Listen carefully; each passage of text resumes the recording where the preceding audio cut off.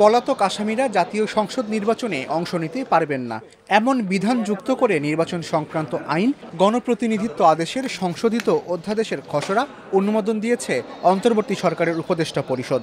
এছাড়া নির্বাচনী জোট হলেও প্রার্থীদের নিজ দলের প্রতীকে নির্বাচনে অংশ নেওয়ার বিধান রাখা হয়েছে। 23 অক্টোবর বিকেলে প্রধান উপদেষ্টা অধ্যাপক মোহাম্মদ ইউনূসের সভাপতিত্বে তার কার্যালয়ে উপদেষ্টা পরিষদের বৈঠক অনুষ্ঠিত হয়।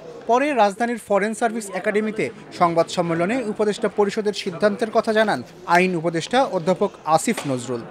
বিভিন্ন মামলাতে পলাতক ব্যক্তিরা ইলেকশন করতে পারবে না, সেটা ইনক্লুড করা হয়েছে। যদি নির্বাচনী জোট হয়, জোটের অংশ হলেও দলের যে প্রতীক সেটাতে ইলেকশন করতে হবে, যাতে ভোটাররা ক্লিয়ার আইডিয়া পান যে কোন দলের। এখন নির্বাচন কমিশন যদি মনে করে একটা নির্বাচনী এলাকাতেই এত বেশি অনিয়ম হয়েছে যে পুরো নির্বাচনী এলাকার ভোটই বাতিল করা উচিত, তাহলে ইলেকশন কমিশন সেটা করতে পারবে, সেই ক্ষমতা দেওয়া হয়েছে। অনুমোদিত খসড়ায় আইন প্রয়োগকারী সংস্থার সংজ্ঞায় সেনাবাহিনী, নৌবাহিনী ও বিমান বাহিনীকেও যুক্ত করা হয়েছে। এর ফলে সশস্ত্র বাহিনীর সদস্যরাও পুলিশের মতন ভোটকেন্দ্রে দায়িত্ব পালন করতে পারবেন। 3 বাহিনীকে নির্বাচনী দায়িত্ব দিতে আলাদা কোনো আদেশের প্রয়োজন হবে না বলে জানান আইন উপদেষ্টা। যারা ইলেকশনে কাজে ব্যস্ত থাকেন, আমাদের আইন শৃঙ্খলা রক্ষাকারী বাহিনী, প্রিজাইডিং অফিসার বা রিটার্নিং অফিসার, যারা নির্বাচনী কাজে ব্যস্ত থাকেন, লক্ষ লক্ষ মানুষ নির্বাচনী কাজে ব্যস্ত থাকেন, ওনাদের ভোট দেওয়ার স্কোপ ছিল না।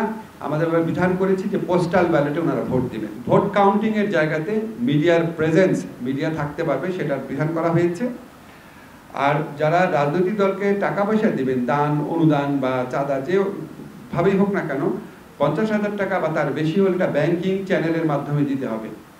যিনি দিবেন তার ট্যাক্স রিটার্নটাও জমা দিতে হবে সেখানে।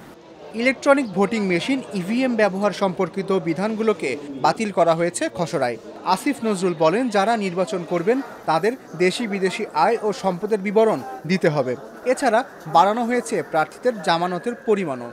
যারা ইলেকশন করবেন তাদের এফিডেভিটের মাধ্যমে দেশি বিদেশি সোর্স থেকে যত আয় আছে, সম্পত্তি আছে, সমস্ত কিছুর বিবরণ দেওয়া হবে, দিতে হবে।